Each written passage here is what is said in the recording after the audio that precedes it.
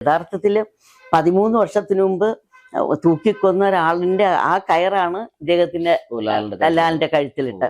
കേറിക്കിടക്കാൻ ഒരു പിടി മണ്ണും വയറിന് എല്ലാരും വയറ്റിന് വേണ്ടി ഒരു നേരത്തെ ആഹാരം ഉണ്ടെങ്കിൽ നമ്മൾ ജീവിക്കും. അതില്ലാത്ത എത്രയോ പേരുണ്ട്, ആയിരങ്ങൾ പതിനായിരങ്ങളുണ്ട്. അപ്പൊ നമ്മൾ അത് ചിന്തിക്കണം. നമ്മൾ ഒരു കാര്യം ഉമ്മൻചാണ്ടി സാറിനോട് ചെവി ഇങ്ങനെ വെച്ച് കേൾക്കും, ഫുള്ളും അദ്ദേഹം കേൾക്കും. അതാണ് അദ്ദേഹത്തിന്റെ ഒരു ക്വാളിറ്റി. വസന്തരാവിന്റെ വാതിൽ തുറന്നു വരും വാടാമലർ കിളിയേ കിളിയേ വാടാമലർ കിളിയേ. അതെന്താന്നറിയാവോ? നാടകമാകുമ്പോഴേ ഈ അമ്പലത്തിലാണെങ്കിൽ ഈ 2.5-3 മണിക്കൂർ എന്ന് പറഞ്ഞാൽ അവരോട് സംവദിക്കുക. അയ്യോ, നമ്മളത് അഭിനയിച്ചുകൊണ്ട് നിൽക്കുമ്പോഴേ അത് നമ്മൾ റിയാക്ഷൻ ഇങ്ങനെ വരുവല്ലേ. അപ്പൊ കയ്യടിയെങ്കിൽ കയ്യടി, കൂവണമെങ്കിൽ കൂവല്. കള്ളം കഴിയുന്നതും കള്ളം പറയാതിരിക്കുക. ഭയങ്കര കള്ളങ്ങൾ പറയും ചിലര് കേട്ടോ. നമുക്ക് കള്ളം മാത്രം കേൾക്കുമ്പോഴേ അറിയാം അത് ഫുള്ളും കള്ളമാണെന്നറിയാം.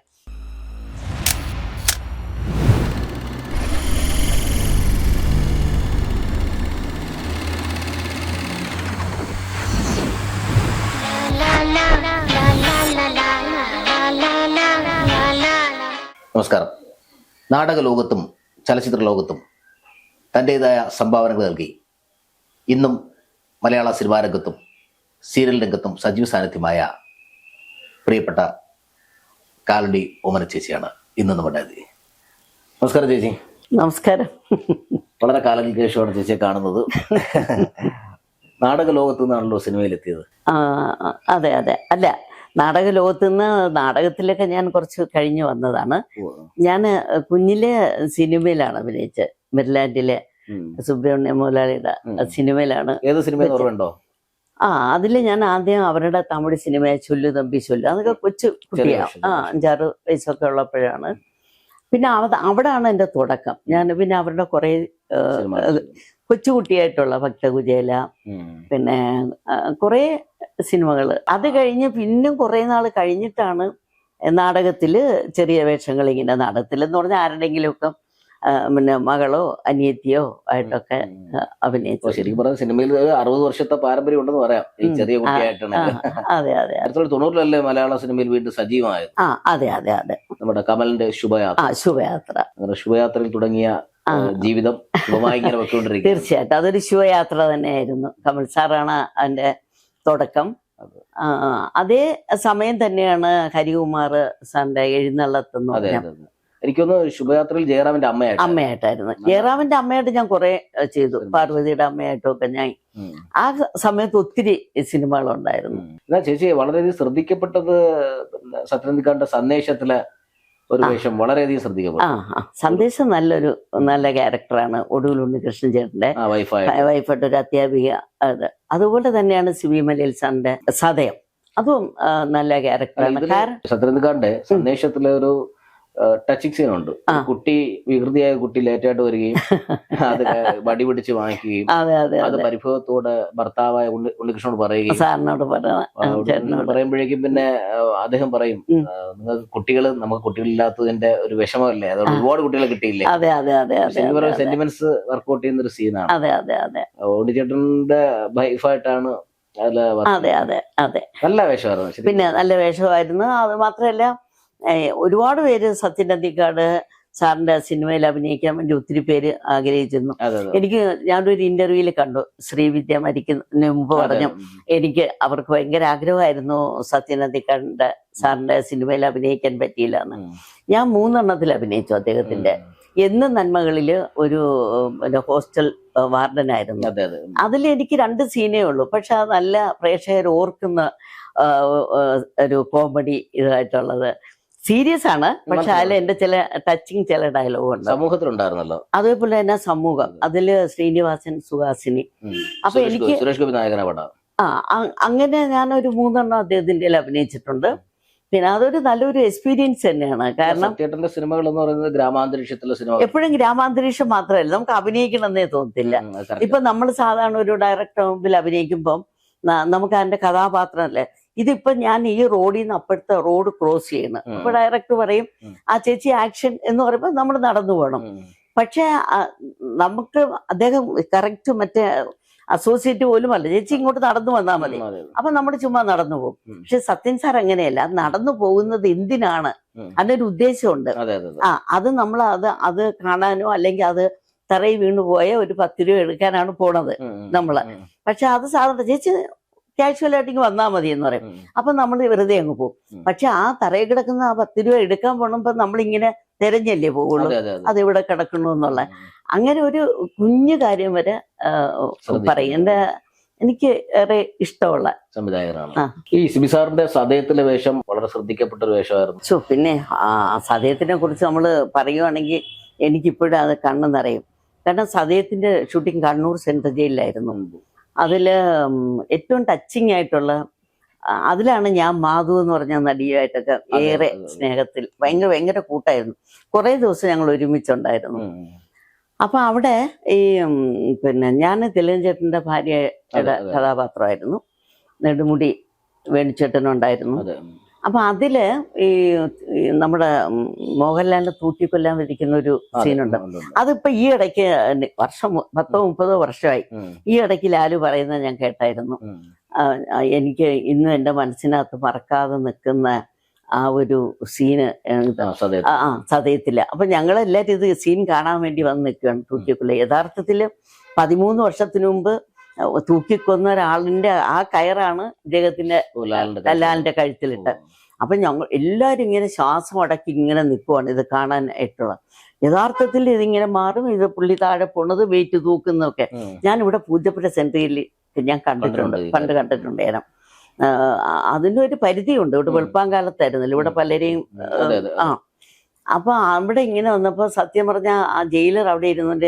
അതിനു മുമ്പ് നമ്മൾ വീർപ്പ് മുട്ടി നമ്മൾ കരയുന്നോണ്ട് അത് റീടേക്ക് ചെയ്ത നിശബ്ദതയിലേ നമ്മൾ ശരിക്കും ഇങ്ങനെ അന്തം വിട്ട് നിൽക്കുമല്ലേ. അയ്യോ ദൈവമേ, പെട്ടെന്ന് ഇത് മാറുവാണെങ്കിൽ ആരെങ്കിലും താഴെ പോകുമോ, താഴെ പോയി കയറങ്ങ് മുറുകത്തില്ലേ. അപ്പൊ നമ്മളിങ്ങനെ അങ്ങനെ വീർപ്പ് മുട്ടി നിൽക്കുന്ന എന്റെ സത്യം പറഞ്ഞ എന്റെ ജീവിതത്തിൽ അത് മറക്കാനാവാത്തൊരു സീൻ തന്നെയായിരുന്നു അത്. എനിക്ക് തോന്നുന്നു സിബി സാർ 10-30ഓളം പടങ്ങൾ ഡയറക്ട് ചെയ്തിട്ടുണ്ട്.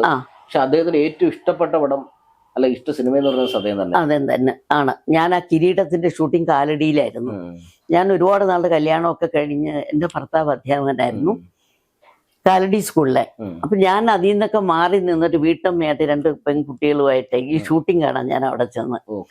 കിരീടത്തിന്റെ ഷൂട്ടിംഗ് ആണ്. അപ്പൊ അന്ന് കാലടിയിലാണ് ആ പാട്ടിന്റെ രംഗങ്ങളൊക്കെ ഞാൻ അത് എടുത്തത്. കണ്ണീർ പൂവിന്റെ.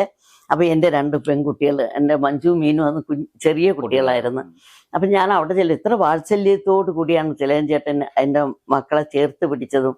കാരണം തിലകൻ ചേട്ടൻ എന്റെ കൂടെ ഞങ്ങൾ തമ്മിൽ ഒരു 4-5 വർഷം ചങ്ങനാശ്ശേരി ഗീതയിൽ ഒരുമിച്ച് അഭിനയിച്ചിരുന്നു ഞാൻ. അന്ന് ഈ ശോഭിയും ഇവരുമൊക്കെ കുട്ടികളായിരുന്നു. അന്ന് പോലുള്ള ബന്ധമാണ്. അദ്ദേഹത്തിന്റെ ഭാര്യമാരെയൊക്കെ എനിക്ക് നല്ല ചേച്ചിമാരും ഞങ്ങൾ അന്നേ കാണുന്നതല്ലേ. നല്ല നമുക്കൊരു വാക്ക് തെറ്റിപ്പോയ സ്ഫുടതയോടുകൂടി പറഞ്ഞു തരും. പിന്നെ എനിക്ക് അതിൽ ഞാൻ ഇന്ന് എൻ്റെ മനസ്സിനകത്ത് ഞാൻ ഒരു സീൻ അഭിനയിക്കുന്നതിന് മുമ്പ് പ്രാർത്ഥിച്ചുകൊണ്ട് കയറുന്നത് പിന്നെ പി ജെ ആന്റണി മാഷയാണ്. പി ജെ ആന്റണി മാഷിന്റെ ഡയറക്ഷനിൽ നമ്മൾ അഭിനയം പഠിക്കാന്ന് പറഞ്ഞാൽ അതൊരു വലിയ ഒരു സർവകലാശാലയാണ്.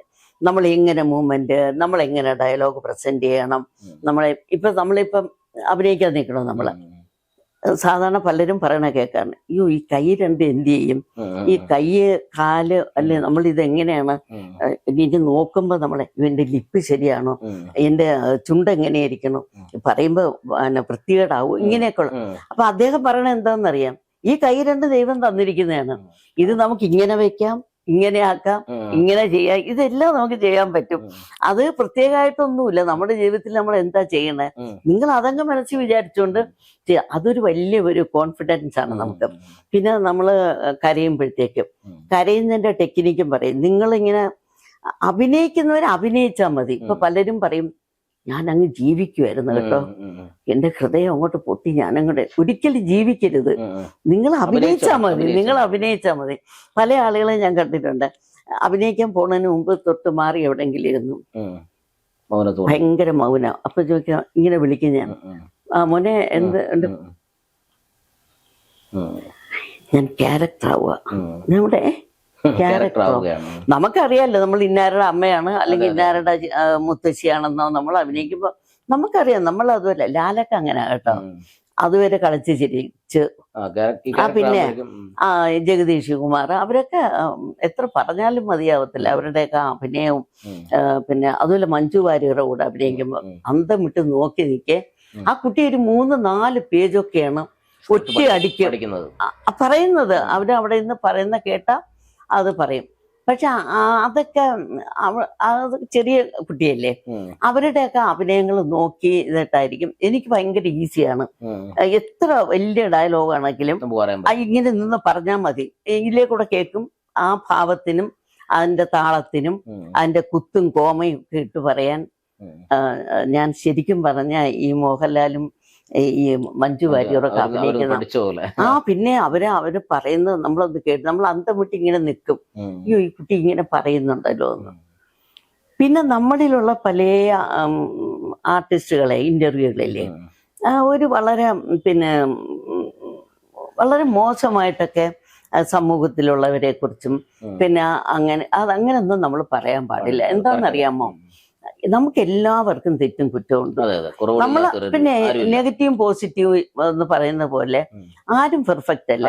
എല്ലാവരുടെ ജീവിതത്തിലും നെഗറ്റീവ് ഉണ്ട്. പക്ഷെ അത് നമ്മള് അവരങ്ങനെയാണ്, അവരിങ്ങനെയാണ്, അവരെ കുറ്റം പറയാനും പാടില്ല. പ്രത്യേകിച്ച് ഒരു നടി, ഒരു ആർട്ടിസ്റ്റ് വേറൊരു ആർട്ടിസ്റ്റിനെ കുറിച്ച് ഒന്നും നമ്മള് പറയാനേ പാടില്ല. ഇനി എത്ര വലിയ ആളാണെങ്കിലും അത് തെറ്റാണെന്നാണ് ഞാൻ പറയുന്നത്. പിന്നെ അതുപോലെ തന്നെ വലിയ വലിയ ആൾക്കാരുടെ അവരെയൊക്കെ നമ്മള് ഞാൻ വലിയ നടിയാണ്, ഞാൻ വലിയ സംഭവമാണെന്നൊക്കെ പറഞ്ഞോണ്ടേ എത്ര മോശമാണ്. എൻ്റെ മനസ്സിൽ ഇന്നും തോന്നുന്നത് എൻ്റെ ആ വിനയം, എൻ്റെ ആ ഒരു ഞാൻ ഇപ്പോഴും സത്യം പറയാണ്, എൻ്റെ ഈ പ്രായത്തിൽ ഞാൻ ഓടി നടന്ന് അഭിനയിക്കുന്നു. ഞാൻ എന്ന് തുടങ്ങിയതാ, അതിൽ 15 വർഷം മാറി നിന്നു. എൻ്റെ കുഞ്ഞുങ്ങൾ 10ാം ക്ലാസ് കഴിഞ്ഞിട്ടാണ് വന്നത്.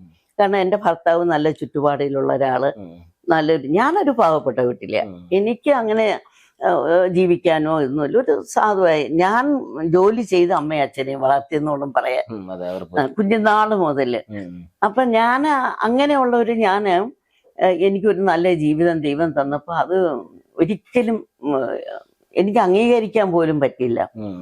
ഞാൻ 27-28 വർഷം നല്ല ദാമ്പത്യ ജീവിതം. അദ്ദേഹം അധ്യാപകനായിരുന്നു, എനിക്ക് 2 പെൺകുട്ടികള്, അവരെ നന്നായിട്ട് പഠിപ്പിക്കാനും നന്നായിട്ട് കല്യാണം കഴിച്ചു വിടാനും. അപ്പൊ ഞാൻ ഇന്നും അഭിനയിക്കുവാണ്. അപ്പൊ അങ്ങനെ വരണമെങ്കിൽ ഒന്നുകിൽ നമ്മൾ ഇതുവരെ ഗുരുത്വം വിട്ടിട്ടില്ല. നമ്മൾ ആരെയും, ഇപ്പൊ ഒരു കൊച്ചു പയ്യൻ 18 വയസ്സായ ഒരു പയ്യനാണ് ഡയറക്ടർ.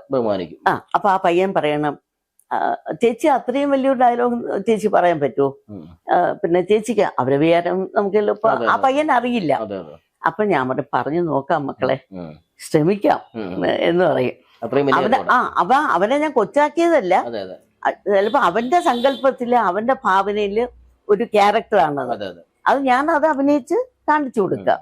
അതാണ് ഞാൻ വലിയ ഡയറക്ടറായാലും ചെറിയ ഡയറക്ടറായാലും അവരെ അങ്ങോട്ട് പഠിപ്പിക്കാൻ പോവുക, അവിടെ ചെന്ന് ഡയലോഗ് തെറ്റി തിരുത്തുക. ഈ ഡയലോഗ് ഇങ്ങോട്ട് ഇട്ടാലോ, ഇതെടുത്ത് അങ്ങോട്ട് ഇട്ടാലോ, അത് അങ്ങനെ ചെയ്യാൻ പാടില്ലെന്നാണ് ഞാൻ പറയുന്നത്. അത് ഒരു എഴുത്തുകാരന്റെ ഭാവനയിലുള്ളതാണ് അയാൾ എഴുതുന്നത്. അത് നമ്മൾ തിരുത്താൻ പോകേണ്ട കാര്യമില്ല. ഇതൊക്കെയാണ് എന്റെ വലിയ ഡയറക്ടർ പറഞ്ഞപ്പോഴാണ് പെട്ടെന്ന് ജോഷി സാറിന്റെ കൗരവറിലെ വേഷം ഒരു സ്മരണീയമായ വേഷമാണ്. പിന്നെ ജോഷി സാർ എനിക്ക് പിന്നെ ഒരു ഗുണം എന്താണെന്നറിയാമോ വിനോദേ, ഞാന് ചെറുതാണെങ്കിലും വലുതാണെങ്കിലും എല്ലാ വലിയ വലിയ ഡയറക്ടർ കൂടെ അഭിനയിക്കാനുള്ള ഭാഗ്യം അഭിനയിക്കാൻ അവരുടെ കീഴിൽ ഒരു സീനെങ്കിലും ചെയ്യാൻ പറ്റി. ഫാസിൽ സാറിന്റെ സൂര്യപുത്രി, പിന്നെ ജോഷി സാറിന്റെ കൗരവർ, പിന്നെ ആ രാത്രി ആദ്യ അങ്ങനെ ഒരു സിനിമ ഉണ്ടായിരുന്നു ഇവിടെ നമ്മുടെ സുബ്രഹ്മണ്യ ഹാളിൽ വെച്ച്. പിന്നെ കെ മധു സാറ്, പിന്നെ ഞാൻ കൂടുതൽ വർക്ക് നമ്മുടെ TS സുരേഷ് ബാബു ഇല്ലേ, ഞങ്ങളുടെ അടുത്ത് പൂജപ്പുരക്കാരാണ്. അതുപോലെ തന്നെ TS അജയും, അവരുടെ സീരിയലും സിനിമകളും ഞാൻ കുറെ ചെയ്തു. നല്ല നല്ല ക്യാരക്ടറായിരുന്നു, എനിക്ക് ചെയ്യാൻ പറ്റിയ ക്യാരക്ടറുകളായിരുന്നു. പിന്നെ എല്ലാവരും കൂടെ അഭിനയിച്ചു. മമ്മൂട്ടി, മോഹൻലാൽ, കുഞ്ചാക്കോ ബോബൻ, ദുൽഖർ, എല്ലാവരും ഒരു സീനാവട്ടെ ഇപ്പൊ എന്റെ ഇതിൽ തന്നെ ഞാൻ ചിലരെയൊക്കെ ഇതിനകത്ത് ഇത് വെച്ചിട്ടുണ്ട്. ഞാൻ ആ കുട്ടികളുടെ കൂടെ അവാർഡൊക്കെ ഒരുപാട് കിട്ടി. അവാർഡ് എന്ന് പറഞ്ഞാൽ ഇപ്പോഴത്തെ അവാർഡിന്റെ രീതി എങ്ങനെയാണെന്നറിയോ? സത്യം പറഞ്ഞാൽ അതൊരു കുറ്റപ്പെടുത്തുന്നതല്ലേ, പ്രഹസനം. എന്നെ വിളിച്ചു പറയാം, ചേച്ചി 18-ാം തീയതി ഫ്രീ ആണോ?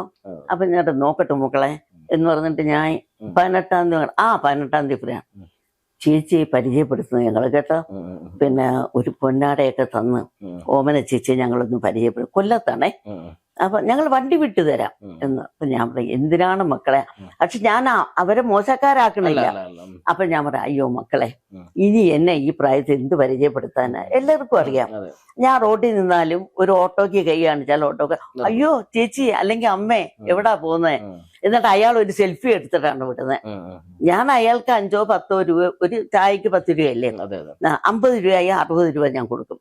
കൊടുക്കുമ്പോൾ അയാൾക്കും ഒരു സന്തോഷം, ഒരു സെൽഫി എടുത്തോട്ടെ എടുക്കും. ഞാൻ പല ആർട്ടിസ്റ്റുകളെയും കണ്ടിട്ടുണ്ട്, ഒരു ഫോട്ടോ കൊടുക്കാനോ ഒരു സെൽഫി എടുക്കാനോ ഒരു ആശംസ പറയാനോ വിളിച്ചാലേ പറ്റത്തില്ല കേട്ടോ. ഞങ്ങൾക്ക് അതിൽ നമ്മുടെ ഒരു ആശംസ, ഇപ്പൊ ഞാൻ കുമാരിയോട് പറഞ്ഞു ഒരാശംസ, ആ നിമിഷം കുമാരി എനിക്ക്, കുമാരി എന്നല്ല ആരാണെങ്കിലും നമ്മുടെ ഒരു വാക്ക് പറയുമ്പോ അത് മറ്റൊരാളിന് അതൊരു ഗുണമായിട്ട് തോന്നിയാൽ സന്തോഷം. നമ്മുടെ ചത്തുപോയാലും നമ്മുടെ ശബ്ദം കിടക്കുമല്ലേ. അപ്പൊ അവര് പറയിച്ചു, ഓമന ചേച്ചി ഇന്നലെ നമുക്ക് ഒരു ആശംസ പറഞ്ഞതേ ഉള്ളൂ. മറ്റവര് പറയണത് തന്ന ആ തള്ള അത് സ്ക്രീനിൽ കാണുന്ന വില്ലത്തിയ ഒരു ആശംസ ചോദിച്ചാൽ പറഞ്ഞ ഞങ്ങൾ ആലോചിക്കട്ടെ, ഇങ്ങനെയൊക്കെ പറയും. പക്ഷെ അത് തെറ്റാണെന്നാണ് ഞാൻ പറയുന്നത്. ഒരു ആശംസ പറയാൻ നമുക്ക് പറ്റുമെങ്കിൽ കൊടുക്കുക. നമ്മളിപ്പോ സീനിയർ അഭിനയിച്ചുകൊണ്ടിരിക്കുവാണെങ്കിൽ നമുക്ക് പറ്റത്തില്ല. അല്ലാത്തപ്പോ നമ്മൾ കഴിയുന്നത് ഒരിക്കലും നമ്മൾ വലിയ ആളാണെന്ന് പറയരുത്. നമ്മൾ ആരാണെന്ന് മറ്റുള്ളവർ വിനോദ് വിലയിരുത്തട്ടെ, അല്ലെങ്കിൽ സുനിൽ വിലയിരുത്തട്ടെ. പക്ഷെ ഞാൻ പറയുകയാണ് ഞാൻ ഭയങ്കര സംഭവമാണ്, ഞാൻ കാലടി ഓമന എന്നല്ല ഒരടിയാണ് എന്ന് പറഞ്ഞാൽ മറ്റുള്ളവർ അത് അംഗീകരിക്കത്തില്ല. അവര് നമ്മളെ കളിയാക്കും. അപ്പൊ നമ്മള് എത്രമാത്രം എളിമയോട് പെരുമാറും. ഇപ്പൊ എന്റെ 2 മക്കള്, ഒരു മോള് മലയങ്കീഴ് സ്കൂളിലെ ഹൈസ്കൂളിലെ ടീച്ചറും, എന്റെ ഭർത്താവ് അധ്യാപകൻ, എന്റെ മകൾ അധ്യാപിക. പിന്നെ ഞാൻ എന്തെങ്കിലും തെറ്റുകൾ പറയുന്നതിന് മുമ്പോ അക്ഷരങ്ങൾ എഴുന്നിട്ട് മക്കളെ ഇതിങ്ങനെ പറഞ്ഞാൽ മതിയോടി, ഞാൻ റെക്കോർഡ് ചെയ്തിട്ട് അയച്ചു കൊടുക്കും. അപ്പൊ അവള് പറയാം, അമ്മ അത് അങ്ങനെയല്ല, മഞ്ചീര സിഞ്ചികം അങ്ങനെയാണല്ലേ. യോ ഞാനിപ്പോ തെറ്റിക്കുമായിരുന്നടി എന്ന് ഞാൻ ചോദിക്കും അവരോടെ. പിന്നെ കുഞ്ഞുണ്ണിയുണ്ട്, ഏറ്റവും പ്രായം കുറഞ്ഞ 4 പേരക്കുട്ടികളുണ്ട്. നല്ല കുട്ടികളൊക്കെ നല്ല കലാകാരികളും കലാകാരും. സിനിമയെ കൊണ്ടുവരാനല്ല, ടിവിയിലും കൊണ്ടുവരാൻ. അവര് പഠിച്ചൊരു ജോലി മേടിക്കട്ടെ. കാരണം ഞാനൊക്കെ അതിന്റെ കഷ്ടപ്പാടുകൾ അറിഞ്ഞതുകൊണ്ട് അതുകൊണ്ട് അവർക്കും താല്പര്യമില്ല. 2 കുട്ടികൾ ഭരതനാട്യം, മോഹിനിയാട്ടം, പിന്നെ കുഞ്ഞുണ്ണിയായാലും അഭിജിത്തായാലും മഞ്ജരി ആയാലും മീനാക്ഷി ആയാലും സൂപ്പറാണ്. ശാന്തി നികേതനിലാണ് പഠിക്കുന്നത്. മറ്റേ കുട്ടികള് ബോംബെയിലാണ്. എന്റെ മരുമകൻ റിയാദിലായിരുന്നു വർഷങ്ങളായിട്ട്. അവർക്ക് ബിസിനസ്സാണ്. ഇത് രണ്ടാമത്തേത് ഒരാള് കേന്ദ്ര ഗവൺമെന്റും ഒരാള് സ്റ്റേറ്റിൽ. ഞാൻ ഇളയ മകളോടൊപ്പമാണ് താമസിക്കുന്നത്. ഇത് എന്റെ ഭർത്താവ് എനിക്ക് വേണ്ടി വെച്ച വീടാണ്. എന്റെ മനസ്സിന്റെ ആഗ്രഹവും എനിക്ക് ഇവിടെ കിടന്ന് മരിക്കണമെന്ന്. ഒരുപാട് സമയങ്ങൾ, വർഷങ്ങൾ കിടക്കുന്നു. പിന്നെ അങ്ങനെയല്ല, എന്റെ മനസ്സ് എപ്പോഴും എവിടെ പോയാലും എനിക്ക് ഞങ്ങൾ രണ്ടുപേരും ഇവിടെ ഉണ്ട് എന്നുള്ള ചിന്തയിലാണ്. എനിക്കെല്ലാം തന്ന എന്താ പറഞ്ഞ ഒരു പാവപ്പെട്ട ഒരു ജീവിക്കാൻ നിവൃത്തിയില്ലാത്ത ഒരു സാധുവായ ഒരു കുടുംബം. എനിക്ക് ഒന്നുമില്ല വിനോദേ. ഞാൻ ഒരു പാവപ്പെട്ട വീട്ടില് കഞ്ഞി കുടിക്കാൻ പോലും നിവൃത്തിയില്ലാത്ത ഒരു സാധാരണയിൽ സാധാരണ. എത്രയോ തിരുവനന്തപുരത്ത് എത്ര വീടുകൾ മാറി മാറി താമസിച്ചു. പല പല വീടുകൾ വാടക കൊടുക്കാൻ നിവർത്തിയില്ല. ഞങ്ങളുടെ കഷ്ടപ്പാടേ കഷ്ടപ്പാട് അത് കണ്ട് ഇവിടെ എങ്ങാണ്ട് ഒരു വീട് ഒഴിഞ്ഞു കിടപ്പുണ്ടോ എന്ന് വെച്ചാൽ ആ മനുഷ്യൻ വീട് കാണിക്കാൻ വന്നതാണ്. യൂണിവേഴ്സിറ്റി കോളേജിലെ പഠിച്ച അദ്ദേഹം ഭാവിയിൽ എന്റെ ഭർത്താവായി വരുമെന്ന് ആരെങ്കിലും വിചാരിച്ചോ? അപ്പൊ ദൈവം എന്റെ തലയിൽ എഴുതിയിരുന്നു, ഓമനെ നിന്റെ ബാല്യവും കൗമാരവും യൗവനവും ഒക്കെ നിനക്ക് കഷ്ടത, ഇനി നീ മുമ്പോട്ട് പോയ. പിന്നെ ഞാൻ തിരിഞ്ഞു നോക്കിയിട്ടില്ല കല്യാണത്തിന് ശേഷം. മാനസികമായും ശാരീരികമായും സാമ്പത്തികമായും ഒക്കെ എല്ലാം എന്നെ എന്റെ ഭർത്താവ് എന്നെ എന്താ പറയാ കൈവെള്ളയിൽ വെച്ച് തന്നെ ഒരു കലാകാരിക്കും കിട്ടാത്തൊരു വലിയ ജീവിതം, പരിഗണനയും ജീവിതവും പ്രോത്സാഹനവും ഒക്കെ കിട്ടി. പിന്നെ ഞാൻ തിരിച്ചു വരാൻ കലാകാരനായിരുന്നോ? അയ്യോ ഇല്ല, ഒരു ബന്ധവും ഇല്ല. പലരും ചോദിക്കും ലാലു അലക്സിന്റെ ചായയുണ്ട്. പലരും ഈ നടികള് എന്ന് പറയുമ്പോ അവര് പ്രേമിച്ച് കല്യാണം, പ്രേമം തന്നെ, പക്ഷെ അവര് വലിയ ഫാമിലി ആയതുകൊണ്ട് 10 വർഷം കഴിഞ്ഞിട്ടാണ് കല്യാണം കഴിച്ചത്. അത്ര നീണ്ട പ്രേമം എന്ന് പറഞ്ഞാൽ അവര് വലിയ വീട്ടുകാരല്ലേ. ഞാൻ എപ്പോഴും പറയും മുട്ടത്ത് വർക്കിയുടെ കഥകളില്ലേ ഒരു പ്രേമ കഥകള്, നമ്മുടെ ജോസി ഒക്കെ എഴുതുന്ന പോലെ അതുപോലെയാണ്. പണ്ടൊക്കെ ഒരു നാടക നടി, ഒരു നടിയെന്ന് പറഞ്ഞാൽ അവരൊക്കെ മോശപ്പെട്ടവരെന്നല്ലേ പറയണേ, കുറ്റപ്പെടുന്നവരുണ്ട്. അപ്പൊ അവരൊക്കെ ചീത്തയാണ്, മോശം എന്നാ പറയുന്നത്. നമുക്ക് തന്നെ അറിയാൻ വയ്യ. പക്ഷെ ഇന്നത്തെ തലമുറയില് ഞാൻ കാണുന്ന ഒരു മോശമായ പ്രവണത കുഞ്ഞുങ്ങളെ. ഇപ്പൊ എനിക്ക് 4 പേരക്കുട്ടികളില്ലേ, ഇപ്പൊ ഒരു 10, 13, 14 വയസ്സ് ഒരു കുട്ടി അഭിനയിക്കാൻ പറ്റും. ഈ കുട്ടി അഭിനയിക്കാൻ വരുമ്പോ അത് കുറച്ച് ഓവറായിട്ട് ഇടപഴകുകയും ആ ചേട്ടോ ഉണ്ടത്തില്ല ഇങ്ങനെ ഒരുപാട് പ്രാവശ്യം കാണുമ്പോ ഞാൻ അത് വേണ്ടായിരുന്നു, അത്രയും ടച്ചപ്പ് വേണ്ടായിരുന്നു. ഞാൻ സ്നേഹമായിട്ട് വിളിച്ചു പറയാം, മക്കളെ സൂക്ഷിക്കണം, ഈ കലാരംഗം ഇങ്ങനെയാണ് എന്ന് പറഞ്ഞപ്പോ ആ കുട്ടി എന്നോട് പറയാണ്, അയ്യോ അമ്മമ്മ എന്താ ഈ പറയണേ, അമ്മമ്മയ്ക്ക് ഇതൊന്നും അറിഞ്ഞൂടാ, ഇത് എന്റെ ബെസ്റ്റ് ഫ്രണ്ടാ ഈ ചേട്ടൻ. അപ്പൊ ഞാൻ മനസ്സുകൊണ്ട് വെച്ച ദൈവമേ നമ്മള് പറഞ്ഞത് അല്ല. ആ കുട്ടി പിന്നെ എന്നെ ഉപദേശിച്ചിട്ട് പറഞ്ഞു ഇങ്ങനെയൊന്നും ആരോടും പറയരുത്. അപ്പൊ ഒന്ന് ആലോചിച്ച് നോക്കണേ. പിന്നെ അതുപോലെ വേറെ ചിലര് നമ്മൾ കാണുമ്പം അതും തെറ്റെന്ന് മനസ്സിൽ തോന്നി. എനിക്ക് മേക്കപ്പ് ഇടാൻ നിന്നപ്പോ കാലിന്റെ മേലെ ഒരു 10-28 വയസ്സുള്ള ഒരു പെൺകുട്ടി, 28-30 വയസ്സ് കാലിന്മേലെ കാലിട്ടിട്ട് നമ്മളൊക്കെ ആണെങ്കിൽ തറയിലിരുന്ന് പ്രാർത്ഥിച്ച് അന്ന് പണ്ട് നാടകത്തില്. ഇപ്പൊ നമ്മൾ അങ്ങനെയല്ല, ഇവിടെ ഇരുന്ന് നമ്മള് കണ്ണാടി മേക്കപ്പ് ചെയ്യും. അപ്പൊ കാലിന്മേൽ കാലും ഒക്കെ ഇട്ടിരുന്ന് മേക്കപ്പ് ചെയ്യുന്നു. പരസ്പരം റെസ്പെക്ട് ചെയ്യുന്നില്ല. പിന്നെ നമ്മൾ തമ്മിൽ ഇപ്പൊ കുശലം പറഞ്ഞുകൊണ്ടിരിക്കണം. നമ്മൾ അറിയാതെ തന്നെ ഒരു മൊബൈൽ മാറ്റി വെച്ച് അതിന്റെ പുറത്ത് ഒരു ടവലിട്ടിട്ട് നമ്മൾ പറയുന്ന റെക്കോർഡ് ചെയ്യണം. എന്നിട്ട് ഇതിനെ എടുത്ത് മറ്റുള്ളവരെ കേൾപ്പിക്കുക, അവര് ചിരിക്കുക. അപ്പൊ അതൊക്കെ ഒരിക്കലും അല്ല.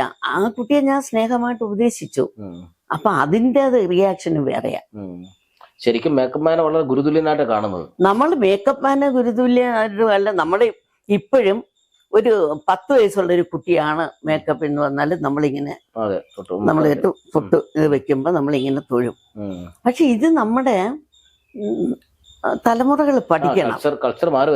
ഒരുപാട് മാറ്റങ്ങളുണ്ട്. ആരെയും കുറ്റപ്പെടുത്തുന്നതല്ല.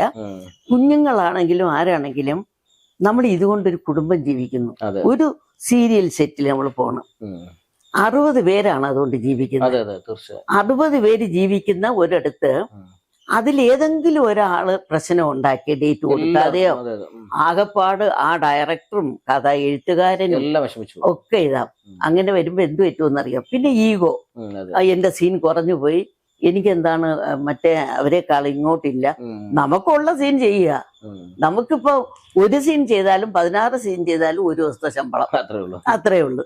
പിന്നെ നമുക്കെന്താ അവിടെ പ്രശ്നം ഉണ്ടാക്കുക, സീരിയല് നിർത്തുക. ഒരാള് പിണങ്ങുമ്പോ മറ്റേ ആള് പറയാം ഞാനും ഇല്ല, എനിക്ക് ഡേറ്റ് ഇല്ല. അപ്പൊ ആരാ എന്റെ കഷ്ടപ്പെടുന്നത്? ബാക്കി 59 പേർക്ക് പണിയില്ല. അതെല്ലാം കാണുമ്പോ നെഞ്ചൊന്ന് വേദനിക്കാറുണ്ട്. പിന്നെ ഞാൻ മനസ്സുകൊണ്ട് ചോദിക്കും, നമുക്കിപ്പം ഒരു നേരമെങ്കിലും കഴിക്കാം, വാടക കൊടുക്കണ്ട, കേറിക്കിടക്കാൻ ഒരു പിടി മണ്ണും വയറിന് എല്ലാരും വയറ്റിന് വേണ്ടി ഒരു നേരത്തെ ആഹാരം ഉണ്ടെങ്കിൽ നമ്മൾ ജീവിക്കും. അതില്ലാത്ത എത്രയോ പേരുണ്ട്, ആയിരങ്ങൾ 10,000 അപ്പൊ നമ്മൾ അത് ചിന്തിക്കണം. ഞാൻ അങ്ങനെ ചിന്തിച്ചു തന്നെ. പിന്നെ കുഞ്ഞു കുഞ്ഞു സഹായങ്ങളും ചെയ്യും. നമുക്ക് കിട്ടുന്നതിന്റെ ഒരു അംശം, 100എങ്കിൽ 100, 200എങ്കിൽ 200, അങ്ങനെയൊക്കെ നമ്മൾ ചെയ്യണ്ടേ. നമ്മളും കഴിഞ്ഞു വന്ന കാലം ഓർക്കുമ്പോ ഞാൻ എത്രയോ ചായക്കടയുടെ വാതൊക്കെ പോയിന്നുണ്ട് നോക്കേ, ആ പലഹാരപ്പെട്ടിയിൽ നോക്കും കാരാവട. പക്ഷെ നമുക്ക് വാങ്ങിച്ചു തരാൻ എന്റെ അച്ഛനും അമ്മയ്ക്കും നിവർത്തിയില്ല. അത് നോക്കി കൊതിവിട്ട് നിന്നിട്ട് പോകും. പഠിക്കാൻ സമയമില്ല, അഭിനയിച്ചുകൊണ്ട് നടക്കുകയില്ലേ. ഈ പുസ്തകങ്ങളും കക്ഷത്തിരുക്കിക്കൊണ്ട് ക്ലാസ്സിൽ പോവും. പണ്ട് പറയും അരശല എടുത്ത് ചെവി വെച്ച് അടി കിട്ടത്തില്ല. എനിക്കെന്നും അടി കിട്ടും. കാരണം എനിക്കൊന്നും അറിഞ്ഞൂടാ, എനിക്ക് പഠിക്കാൻ അറിഞ്ഞൂടാ. വീട്ടിൽ എനിക്ക് ഇന്ന് ഞാൻ അതൊക്കെ ഇങ്ങനെ ചിന്തിക്കും. നമ്മുടെ മക്കളൊക്കെ നന്നായിട്ട് പഠിക്കും കേട്ടോ, കൊച്ചുമക്കളൊക്കെ മിടുക്കരാ, മത്സരിച്ച് പഠിക്കുക. അപ്പൊ ഞാൻ തന്നെ ഒരുപാട് പറഞ്ഞു, വിനോദിനെ ഒന്നും പറയിപ്പിക്കണില്ല. ഇല്ല, ഇത് ഒരു നൊസ്റ്റാൾജിയല്ലേ, നമ്മൾ മറ്റുള്ളവരിൽ നിന്ന് കേൾക്കുന്ന പോലെ ഇന്റർവ്യൂ അല്ലല്ലോ. ചേച്ചിയുടെ ഹൃദയത്തിനകത്ത് നിന്ന് ഇങ്ങനെ അണപൊട്ടി അതെന്ന് വെച്ചാൽ അതിങ്ങനെ സത്യത്തിന് എപ്പോഴും ഒരു മുഖമേ ഉള്ളൂ. അപ്പൊ അതിങ്ങനെ മുറിയാതെ ഇങ്ങനെ വന്നുകൊണ്ടിരിക്കും. നമ്മള് കള്ളം പറയുമ്പോഴാണ് അങ്ങോട്ട് നോക്കി ഇങ്ങോട്ട് നോക്കി എന്ത് ഇട്ട് അങ്ങോട്ട് തിരിക്കണോ മറിക്കണോ, ഇതൊന്നും വേണ്ട. കള്ളം കഴിയുന്നതും കള്ളം പറയാതിരിക്കുക. ഭയങ്കര കള്ളങ്ങൾ പറയും ചിലര് കേട്ടോ. നമുക്ക് കള്ളം മാത്രം കേൾക്കുമ്പോഴേ അറിയാം അത് ഫുള്ളും കള്ളവാന്നറിയാം. പൊങ്ങച്ചത്തിന് വല്ല ഇതുണ്ടോ? എന്റെ അമ്മോ, ചില സെറ്റിൽ കാണാറുണ്ട്, ഒരാളിന് വയറ്റിന് സുഖമില്ല എന്ന് പറഞ്ഞ ഒരു കരിക്ക് അവർക്ക് കൊണ്ട് കൊടുത്താൽ അപ്പുറത്തിരിക്കുന്നതൊക്കെ എല്ലാവർക്കും കരിക്ക് വേണം. മറ്റേ ഒരാളിന് പിന്നെ സുഖമില്ല, ഒരു കപ്പപ്പഴം മറ്റേ ചുവന്ന അത് വേണമെന്ന് അറിയാം, എല്ലാവർക്കും പഴം വേണം. ഇങ്ങനെയൊക്കെ നമ്മൾ കാണാറുണ്ട്. കാണുമ്പോഴേക്ക് ചിരി വരാറുണ്ട്. പിന്നെ നമ്മുടെ മുമ്പിൽ തന്നെ നമുക്കറിയാം, അത് നമ്മളങ്ങ് സമ്മതിച്ചു കൊടുക്കും. നമുക്കെന്താ, ഈ സീരിയലുകളാണോ സിനിമകളാണോ ചേച്ചി കൂടുതൽ സംതൃപ്തി നൽകിയത്? നാടകമാണ് നമുക്ക് ഏറ്റവും സംതൃപ്തി. അതെന്താണെന്നറിയാവോ, നാടകം ആകുമ്പോഴേ ഈ അമ്പലത്തിലാണെങ്കിൽ ഈ 2.5-3 മണിക്കൂർ എന്ന് പറഞ്ഞാൽ അവരോട് സംവദിക്കുക. അയ്യോ, നമ്മളത് അഭിനയിച്ചുകൊണ്ട് നിൽക്കുമ്പോഴേ അത് നമ്മൾ റിയാക്ഷൻ ഇങ്ങനെ വരുവല്ലേ. അപ്പൊ കയ്യടിയെങ്കിൽ കയ്യടി, കൂവണമെങ്കിൽ കൂവല്, പിന്നെ വല്ലത് എടുത്തെറിയണമെങ്കിൽ അത് അതിന്റെ റിയാക്ഷനൊക്കെ അപ്പൊ കിട്ടും. പിന്നെ സീരിയലും സിനിമയെന്ന് പറഞ്ഞാല്, സിനിമയിലുള്ളൊരു മെച്ചം എന്ന് വെച്ചാൽ നമ്മൾ ഒരു സീൻ ചെയ്താലും നമ്മള് മരിച്ച കാലാന്തരങ്ങളില് നമ്മളെ പേരക്കുട്ടികൾക്കും ഇനി ജനിക്കാൻ പോണ പിള്ളേർക്കും കാണാം. അത് അമ്മമ്മ അഭിനയിച്ച മറ്റേ സിനിമയുണ്ട് കേട്ടാ, സ്വർണ്ണ സിംഹാസന, സുരേഷ് ഗോപിയുടെ നല്ല സിനിമയായിരുന്നു. മറ്റേല് അമ്മമ്മ മറ്റേ മരുമകളെ മുടിക്ക് കുത്തിപ്പിടിച്ച്, അയ്യോ എന്റെ അമ്മമ്മ ഇങ്ങനെയൊക്കെ ചെയ്യുമായിരുന്നോ എന്ന് തോന്നാൻ ആ സിനിമ കാലാന്തരങ്ങളോടെ നിലനിൽക്കും. സീരിയൽ എന്ന് പറഞ്ഞാൽ ഇന്നിപ്പോ അഭിനയിച്ച നാളെ ആ കാസറ്റ് കളഞ്ഞിട്ട് അടുത്ത ഇതെടുക്കുന്നു. പിന്നെ എത്ര റീടേക്ക് വേണമെങ്കിലും എടുക്കാം നമുക്ക് രണ്ടിൽ. പക്ഷെ നാടകത്തിന് റീടേക്ക് ഇല്ല, ഒറ്റ ടേക്കാണ്. അതുകൊണ്ടാണ് നമ്മുടെ 1 മാസത്തെ റിഹേഴ്സലാണ്. കാണാതെ ഡയലോഗ് പഠിച്ചു, നമ്മളെ മൂവ്മെന്റ്സ് പഠിച്ചു, അതിന്റെ ഡാൻസ് ഉണ്ടെങ്കിൽ ഡാൻസിന്റെ പോസുകൾ അങ്ങോട്ടും ഇങ്ങോട്ടും നോക്കി. അതൊക്കെ തിലകൻ ചേട്ടന്റെ കൂടെയൊക്കെ അഭിനയിച്ചതൊക്കെ ഒരു മഹാഭാഗ്യം തന്നെ. എൻ്റെ അച്ഛനായിട്ടും എനിക്ക് ആ ജോലയായെന്ന് പറഞ്ഞാൽ നമ്മുടെ മമ്മൂട്ടി സാറിന്റെ അല്ലല്ല, അദ്ദേഹം പ്രൊഡ്യൂസ് ചെയ്ത അല്ല അടിപൊളി സീരിയലായിരുന്നു. വയലാർ മാധവൻകുട്ടി സാർ അടിപൊളി സീരിയലായിരുന്നു ജോലയായി. അതിലെനിക്ക് നല്ല ക്യാരക്ടറാണ്. അതില് എന്റെ മകനായിട്ട് അഭിനയിച്ച ഡോക്ടർ ഷാജു പുതുമുഖമായിരുന്നേ. അഭിനയിക്കാനേ അറിയില്ല, പേടിച്ചു വരും എപ്പോഴും ഇങ്ങനെ. അപ്പൊ ഞാൻ സാരമില്ല മക്കളെ, നല്ലതായി. ഈ ഇടയ്ക്ക് ഡോക്ടർ ഷാജുവിന്റെ ഒരു ഇന്റർവ്യൂ ഞാൻ കണ്ടു. അതിൽ ഷാജു പറഞ്ഞിരിക്കുന്നത് കഴിഞ്ഞ 22 വർഷം എന്റെ അമ്മയായിട്ട് അഭിനയിച്ച കാലടി ഓമന ചേച്ചി അഭിനയിച്ചു. ഇന്നും പല ഭാഷകളിൽ ഞാനും അഭിനയിച്ചു, ഷാജു അഭിനയിച്ചു. ഞങ്ങളൊരു നല്ല ആത്മബന്ധം, അമ്മയും മകനും. എനിക്ക് ആമക്കളും ഇല്ലല്ലോ, ഭയങ്കര കൂട്ടായിരുന്നു. അപ്പൊ പറഞ്ഞ ചേച്ചിയെ എനിക്ക് ഒരിക്കലും മറക്കാൻ പറ്റത്തില്ല, എനിക്ക് വിഷമം വരുമ്പോ എന്നെ ചേർത്ത് പിടിച്ച് ആശ്വസിപ്പിക്കുന്നു. സാരമില്ലട മക്കളെ, അതൊക്കെ ശരിയാവും എന്ന് പറയുന്നതും ഒക്കെ പറയും. ഇന്നും ചേച്ചിയും നിലനിൽക്കുന്നു. ചേച്ചിയും പല പല സീരിയലിൽ അഭിനയിക്കുന്നു, അയാളും പുള്ളിക്കാരനും അഭിനയിക്കുന്നു. അപ്പൊ അതൊക്കെ ഒരു വലിയ കാര്യമല്ലേ, നമ്മൾ ഈ രംഗത്ത് നിൽക്കുക എന്ന് പറയണേ. ഏറെക്കുറെ സിനിമ ലോകത്ത് അല്ലെങ്കിൽ സീരിയൽ ലോകത്തിന് ഏറെക്കുറെ 30-ലേറെ വർഷമായി. നിരവധി അവാർഡുകൾ, പുരസ്കാരങ്ങൾ, സംഗീത ഒരുപാട് കിട്ടി എനിക്ക്. സംഗീത നാടക അക്കാദമി അവാർഡ്, പിന്നെ എനിക്ക് അമച്ചോറായിട്ട് എനിക്ക് ഒരുപാട്. എനിക്ക് ഇവിടെ ഇപ്പൊ വെക്കാൻ സ്ഥലമില്ല, അതുകൊണ്ട് ഇതിനകത്ത് സ്ഥലമില്ല. അതുകൊണ്ട് ഞാൻ എന്റെ മോനോട് പറഞ്ഞേ, മക്കളെ ഇവിടെ എവിടെങ്കിലും ഇത് വെക്കാൻ പറ്റുമോ എന്ന് ചോദിച്ചു. അപ്പൊ അവൻ പറയുവാണ് അതിൽ കുറെ അവരവിടെ മലയങ്കിഴ് കൊണ്ടുവെക്കാം. ഞാൻ പറഞ്ഞു ശരി, എന്നാ അവിടെ വെച്ചോ. കാരണം ഇനി എന്തിനാണ് ഇതൊക്കെ പൊളിക്കേണ്ട കാര്യം എന്താണ്. പിന്നെ ഇപ്പൊ ഞാൻ ഒരു ഉദ്ദേശിച്ചത് ഈ മുക്കിന് വിളിക്കുന്ന അവാർഡ് ഞാൻ പോവാറില്ല. ഞാൻ അവരോട് പറയണ്ട, വേണ്ട മക്കളെ എനിക്ക് ഷൂട്ടിംഗ് ഉണ്ടെന്ന് പറഞ്ഞ് ഞാൻ അങ്ങ് ഒഴിഞ്ഞു മാറും. കാരണം നമ്മൾ അന്നത്തെ ഒരു ദിവസവും കളഞ്ഞ് നമ്മൾ അവിടെ ചെല്ലും. ഒരു 150 രൂപയുടെ ഒരു മറ്റേ പൊന്നാട വാങ്ങിച്ച് നമുക്ക് അതിടുന്നു. അമ്മ എന്നുള്ള സംഘടനയില്ലേ നമ്മുടെ സിനിമാക്കട 30ാമത് വർഷമാണ് ഈ ജൂൺ ഇത് വരുമ്പോ. ഈ ഞാൻ അമ്മയിൽ നിന്ന് 30 വർഷം, ഈ 30 വർഷവും മുടങ്ങാതെ ഈ മീറ്റിങ്ങിന് ഞാൻ പോവാണ്, സ്ഥിരം പോകുന്നു. ഞങ്ങൾക്ക് അമ്മ കൈനീട്ടം തരുന്നു, ഞങ്ങൾക്ക് എല്ലാ മാസവും 1-ാം തീയതി ഞങ്ങൾക്ക് കൈനീട്ടം തരുന്നു. പിന്നെ അത് ഞങ്ങള് സിനിമ കുറെ ചെയ്ത കുറച്ചു പേർക്ക് അവര് ചെയ്യുന്ന ഒരു കൈനീട്ടം എന്നാണ് അതിന്, അല്ല പെൻഷനല്ല. പിന്നെ ഞങ്ങൾക്ക് എന്തെങ്കിലും അസുഖം വന്നാൽ ഞങ്ങൾ ആശുപത്രി പോയി കിടന്നാൽ മതി, എന്റെ മക്കളോ മരുമക്കളോ ആരും നോക്കണ്ട, എന്നെ പോലുള്ള ഇതിലെ അംഗങ്ങളായ എല്ലാവർക്കും ഇടവേള ഭവനെ വിളിച്ച് പറഞ്ഞാൽ മതി, ബില്ല് അവിടെ പേ ചെയ്തോളൂ. അവിടെ അതൊരു വലിയ കാര്യം. വീടില്ലാത്ത എത്രയോ പേർക്ക് വീട് വെച്ചു കൊടുത്തു. ഇതുപോലെ തന്നെ ആത്മ എന്ന സംഘടന, ഈ ആത്മ എന്നുള്ള സംഘടനയുടെ ആശയം ഉദിച്ചത് തന്നെ അതിനുമുമ്പ് കോണ്ടാക്ട് എന്ന് പറഞ്ഞ വിജയകൃഷ്ണ സാറൊക്കെ ഉള്ള അതിൽ ഞങ്ങളുണ്ടായിരുന്നു. ആദം അയ്യൂബ് സാറ് എന്റെ ഗുരുനാഥന്മാരാ സീരിയലിലെ, ആദം അയ്യൂബും വിജയകൃഷ്ണ സാറും. അപ്പൊ അവിടെ ഒരു ആശയം അതിൽ നിൽക്കുമ്പോൾ ഒന്നും അങ്ങനെ വലിയ കാര്യമായിട്ടൊന്നും ചെയ്യാൻ പറ്റിയില്ല. അപ്പോഴ് പൂജപ്പ രാധാകൃഷ്ണന്, പിന്നെ ഞാന്, നമ്മുടെ മരിച്ചുപോയ നമ്മുടെ കൊച്ചു പ്രേമൻ, വഞ്ചൂർ പ്രവീൺ, ഇങ്ങനെ ഒരു ആശയം ഉദിച്ചതാണ്. ഇങ്ങനെ നമുക്കൊരു മാറി ഒന്ന് ചിന്തിച്ചാലോ. അതും ഇപ്പൊ 20 വർഷമാകുന്നു. ഈ 20 വർഷവും അതിന്റെ തലപ്പത്ത് 2 പ്രാവശ്യം ഞാൻ എൻ്റെ വൈസ് പ്രസിഡന്റ് ആയിരുന്നു. പിന്നെ ഗണേഷ് കുമാറിന്റെ അന്ന് 22 വർഷമായിട്ട് അദ്ദേഹം ഉള്ള അന്ന് മുതൽ ബാലകൃഷ്ണനുള്ള സാറിന്റെ മുതൽ അവരോടൊപ്പം നിൽക്കുകയും അവര് ഇനി ഏത് പാർട്ടി അങ്ങോട്ടോ ഇങ്ങോട്ടോ എവിടെ പോയാലും കൂടെ ഉണ്ട്. മാനുഷികമായ ഒരു ഇത് വെച്ചിട്ടാണ്. പിന്നെ വോട്ട് നമുക്ക് ഇഷ്ടമുള്ളവർക്ക് ഇട്ടൂടെ, അത് നമ്മുടെ മനസ്സിന്റെ ഇതാണ്, അത് നമ്മുടെ വ്യക്തിപരമാണ്. പക്ഷെ മാനുഷിക ബന്ധങ്ങൾ ഒരുപാടുണ്ട്, അത് നമുക്ക് മറക്കാൻ പറ്റില്ല. ഉമ്മൻചാണ്ടി സാറ് ഇരിക്കുന്ന സമയത്താണ് എൻ്റെ മകൾക്ക് ആശ്രിത നിയമനം കിട്ടുന്നത് ടീച്ചറായിട്ട്. അവൾക്ക് കിട്ടേണ്ട സമയം കഴിഞ്ഞിട്ടും കിട്ടുന്നില്ല. നമുക്ക് റെക്കമെൻഡ് ചെയ്യാനൊന്നും ആരുമില്ല. ആ ജനസമ്പർക്ക പരിപാടിയിൽ ഞാൻ എൻ്റെ മകളെയും കൊണ്ട് ഞാൻ ഉമ്മൻചാണ്ടി സാറിനെ കാണാൻ പോവാ. അന്ന് ഗണേഷും ഉമ്മൻചാണ്ടി സാറൊക്കെ നല്ല സ്നേഹബന്ധത്തിരിക്കുമ്പോഴാണ്. അപ്പൊ ഞാൻ സാറിനോട് എന്ന് പറഞ്ഞു, സാർ എൻ്റെ ഹസ്ബൻഡ് മരിച്ചിട്ട് ഇത്രയും നാളായി, 2 കുട്ടികളുണ്ട്, പിന്നെ ഞാനൊരു നടിയാണ്, ഇപ്പൊ എനിക്ക് വലിയ അവസരങ്ങൾ ഒന്നുമില്ല, ആ സമയത്ത് തകർന്നു പോവില്ലേ നമ്മൾ നല്ലൊരു ജീവിതം നയിച്ചിട്ട്. അപ്പൊ സാറാ ആ നിമിഷം നമ്മൾ ഒരു കാര്യം ഉമ്മൻചാണ്ടി സാറിനോട് ചെവി ഇങ്ങനെ വെച്ച് കേൾക്കും, ഫുള്ളും അദ്ദേഹം കേൾക്കും. അതാണ് അദ്ദേഹത്തിന്റെ ഒരു ക്വാളിറ്റി. അപ്പോഴും തന്നെ ശർമ്മ എന്ന് പറഞ്ഞ അദ്ദേഹത്തിന്റെ PA വിളിച്ച് നമ്മുടെ പേര് ഒരു റെക്കമെൻഡേഷനും ഇല്ല അവിടെ പറഞ്ഞു, അത് അവൾക്ക് അർഹതപ്പെട്ടതാണ്, പെട്ടെന്ന് കിട്ടി.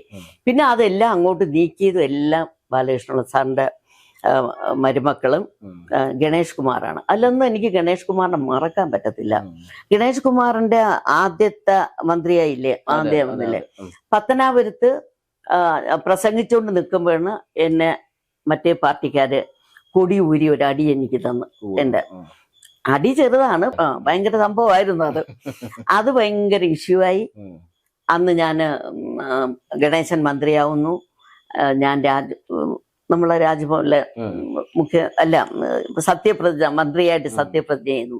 വത്സല ചേച്ചി എനിക്ക് എൻ്റെ കണ്ണാടിയൊക്കെ പൊട്ടിപ്പോയി. എനിക്ക് കണ്ണാടി, ഒരു സെറ്റ് സാരി എല്ലാം എനിക്ക് കൊണ്ടുവന്ന് പത്തനാപുരത്ത് ആശുപത്രി കിടന്നു ഒരു ദിവസം.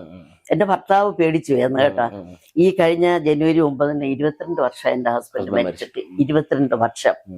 അന്ന് മുതൽ ഗണേശന്റെ അവരുടെ കൂടെ പൂജപ്പ രാധാകൃഷ്ണനെ എനിക്ക് മറക്കാൻ പറ്റത്തില്ല.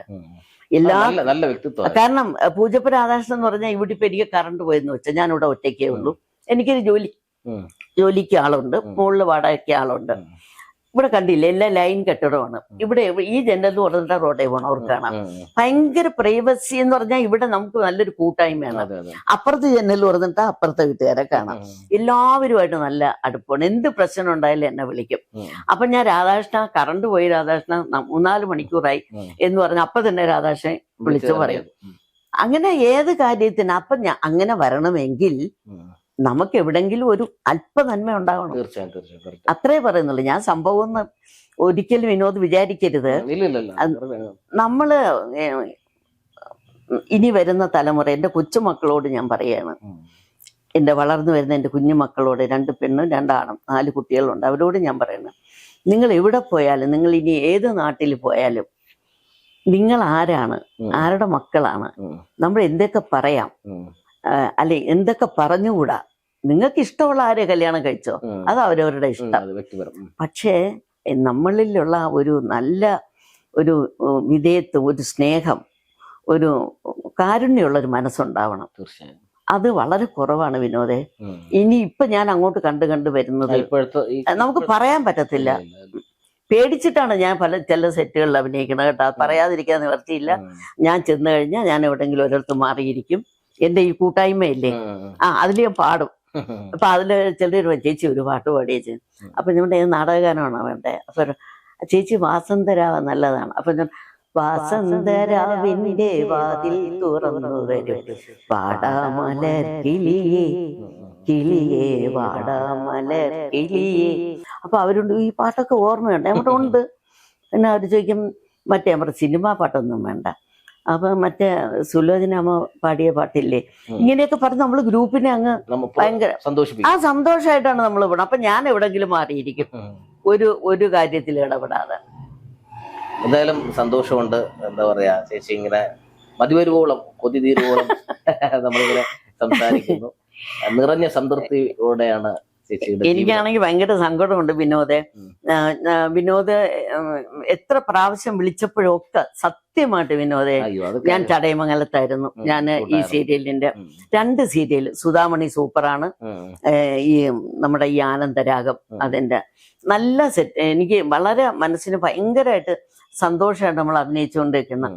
അവിടെ നിന്ന് നമുക്കൊരു ഇന്റർവ്യൂവിന് വരാൻ പറ്റുമോ? കിട്ടത്തില്ല. അപ്പൊ നമ്മൾ തമ്മിൽ പല പ്രാവശ്യം ഫോണിൽ സംസാരിച്ചു. എന്നിട്ട് എനിക്ക് ഒരു ദിവസം കിട്ടുമ്പോഴേ ഞാൻ ഇവിടെ കിടന്ന് അങ്ങ് ഉറങ്ങും, എണീക്കത്തില്ല.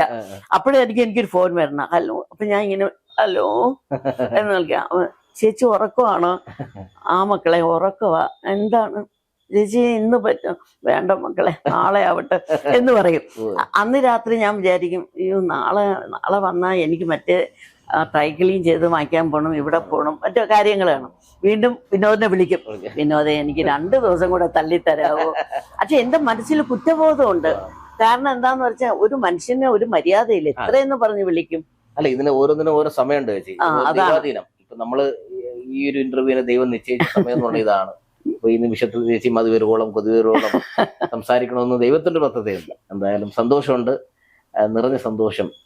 ചേച്ചിയെ പോലുള്ള ഒരു ആർട്ടിസ്റ്റിനൊത്ത് അല്പനേരം സംസാരം കഴിഞ്ഞതും വിഷയങ്ങൾ അറിയാൻ കഴിഞ്ഞതും ഒക്കെ സന്തോഷമുണ്ട്. ഇനി ഒരുപാട് സിനിമകളിൽ അഭിനയിക്കുക, മികച്ച വേഷങ്ങൾ ചെയ്യുവാൻ ദൈവം ചേച്ചിയെ. ഇനി സിനിമകൾ എന്താണെന്നറിയാമോ വിനോദേ? സിനിമകളൊന്നും ഇനി അങ്ങോട്ട് ഒരുപാട്, കാരണം പുതുമുഖങ്ങളും അവരും ഒക്കെ വന്നു ഇങ്ങനെ അതൊന്നും. പക്ഷെ സിനിമ നമ്മളെ മറക്കത്തില്ല. നമ്മൾ ചെയ്ത ഒരു സിനിമ മതി കാലാന്തരങ്ങളിലെ ആരെങ്കിലും എന്നെ ഓർക്കുന്നെങ്കിൽ അതൊരു വലിയ കാര്യമാണ്. പിന്നെ കുറെ സിനിമകൾ ഡബ് ചെയ്ത് കൊടുത്തിട്ടുണ്ട് പല ഭാഷകളിലുള്ളവർക്ക് ഒക്കെ. ഞാൻ എൻ്റെ ജീവിതം ഞാൻ പറയുന്നത് ഒരു കലാകാരി എന്നുള്ള നിലയിൽ പുണ്യ ജീവിതം തന്നെയാണ്. എനിക്ക് ഒരുപാട് ഇപ്പൊ ഞാൻ എപ്പോഴും വിചാരിക്കും, ദൈവമേ കഷ്ടപ്പെടുത്താതെ അസുഖങ്ങളൊന്നും ഇല്ലാതെ ഒരു നന്നായിട്ടിരിക്കുമ്പോ തന്നെ അങ്ങ് പോണേന്ന്. പക്ഷെ നമ്മൾ വിചാരിക്കും പോലെ അല്ലല്ലോ. ഇല്ല, അങ്ങനൊന്നും. വളരെ ദീർഘായുസുള്ള ഇനിയും വേറെ ഒത്തിരി കഥാപാത്രങ്ങൾ. എല്ലാരും പറയും ഞാൻ ഒരു ആളിനെ ചിരിക്കാതെ പിന്നെ അവരോട് സംസാരിക്കാറില്ല. ഇവിടെ പലരും വന്ന് ഓരോ സാധനങ്ങൾ മക്കളെ എനിക്ക് വേണ്ട കേട്ടോ, അല്ല എന്തെങ്കിലും ഒന്ന് പറയും, ഇല്ല മക്കളെ ഞാൻ ഇവിടെ ഇല്ലാത്ത എനിക്ക് ആ സാധനം മാറ്റി വെക്കേണ്ട കാര്യമില്ല. എന്നിട്ട് അവര് വിഷമിക്കായിരിക്കും. ഞാൻ 50 രൂപ കൊടുത്തിട്ട് പറയും എനിക്ക് ലോഷൻ വേണ്ട, ഇതെന്റെ സന്തോഷം കൊണ്ട് എന്ന് പറഞ്ഞാൽ അങ്ങനെ ചെയ്യും ഞാൻ. കാരണം എനിക്കത് വേണ്ട, മനസ്സിൽ നന്മ ഉള്ളതുകൊണ്ട്. അല്ലെങ്കിൽ അവര് പറയും ഭയങ്കര ജാട കാലടി ഓമനയ്ക്ക് അവിടെ ചെന്നപ്പോ എന്നുള്ളത്. ഇതാണ് എന്റെ സന്തോഷം. ഞാൻ പിന്നെ അയ്യോ എനിക്ക് പറയാൻ പിറവിയെ നല്ല സൗഹൃദ ഒരു കൂട്ടായ്മയുണ്ട്. എന്റെ ഏറ്റവും വലിയ സന്തോഷം അതാ. ഞാൻ ആരാ കാര്യത്തിൽ ഇടപെടില്ല. ഞാൻ ഇവിടെ ഇരുന്ന് പാടിയും പറഞ്ഞും അവരുമായിട്ട് ഇപ്പൊ കണ്ടില്ലേ എനിക്ക്. അപ്പൊ അതുപോലെ അതാണ് എന്റെ ഞാനിപ്പോ കണ്ടെത്തുന്നത്. അതാണ്. എന്തായാലും നിറയെ സന്തോഷം. ചേച്ചിയോട് ഒത്തിരി നേരം സംസാരിക്കാൻ കഴിഞ്ഞു. ഇനിയും ഏറെ നല്ല ചിത്രങ്ങൾ, നല്ല സിനിമകൾ, ദീർഘായുസോടുകൂടെ ദൈവം ഇനിയുള്ള ദിവസങ്ങൾ, വർഷങ്ങളൊക്കെ ഇൻഡസ്ട്രിക്ക് നല്ല സംഭാവന ചെയ്യാൻ കഴിയുമാറട്ടെ എന്ന് ആഗ്രഹിക്കുന്നു, പ്രാർത്ഥിക്കുന്നു. ദൈവം അനുഗ്രഹിക്കട്ടെ. ഈ ദിവസം, ഈ നിമിഷം എനിക്കും ഒരുപാട് സന്തോഷവും പറഞ്ഞറിയിക്കാനാവില്ല. പ്രിയപ്പെട്ട വിനോദുമായിട്ടുള്ള ഈ ഒരു കൂടിക്കാഴ്ചയും ഈ ഉള്ള ഒരു ഇന്റർവ്യൂവും എന്റെ മനസ്സിൽ എന്നും തങ്ങി നിൽക്കും കേട്ടോ.